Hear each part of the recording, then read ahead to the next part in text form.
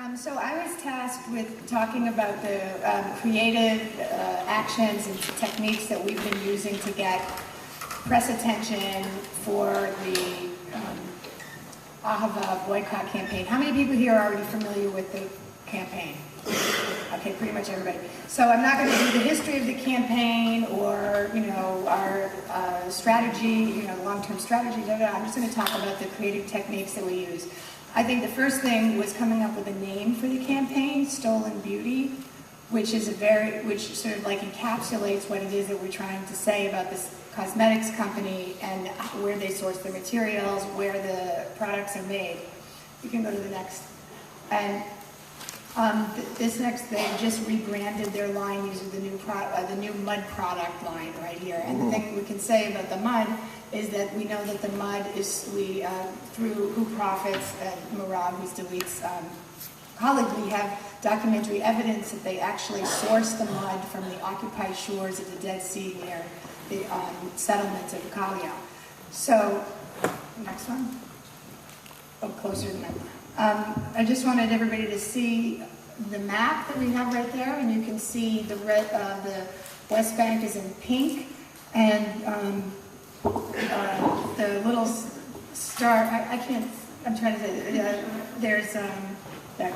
So Kalia is where the mud is sourced, and then Mitzvah Shalem is where the factory is. So the factory is in the illegal settlement of Mitzvah Shalem, and all the products are labeled product of Israel. What am I doing?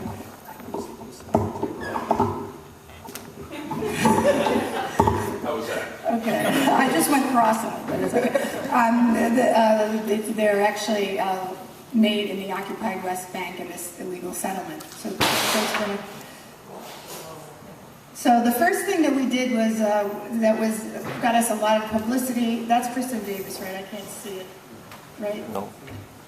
Yeah. Yeah, okay. So Sex and the City star Kristen Davis was working as the spokesmodel for AHAVA, and she was also working as a goodwill ambassador for Oxfam. And Oxfam has an explicit policy against settlement products, so we were able to get people to start contacting Oxfam and saying, how can you be against settlement products and have a goodwill ambassador who is actually shilling for settlement products? So we went, where she was doing a publicity event at Lord & Taylor in New York, and we went in and went up to her with a letter and asked her, how can you let them use your beautiful name, your beautiful face and your good name, to whitewash the crimes of what's going on in this illegal settlement industry. She was not very happy to see us.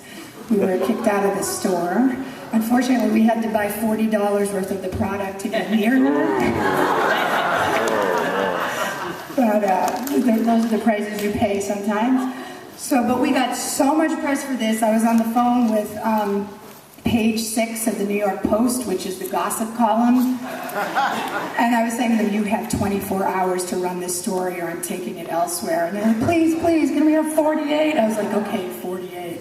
And so it ran on page 6, and we got so much publicity because it was like on the gossip column. And it was picked up by newspapers all around the world. And then what the coda is that her contract came up for renewal like 2 months later, and she didn't renew it. So then there was a whole other round of publicity about Kristen Davis was dumped by AHAVA because of what happened, and which probably wasn't the case, but we ran with this publicity for a long time. So the next one. So then, with the launch of the campaign was with an action, you can see Medea there in the bikini.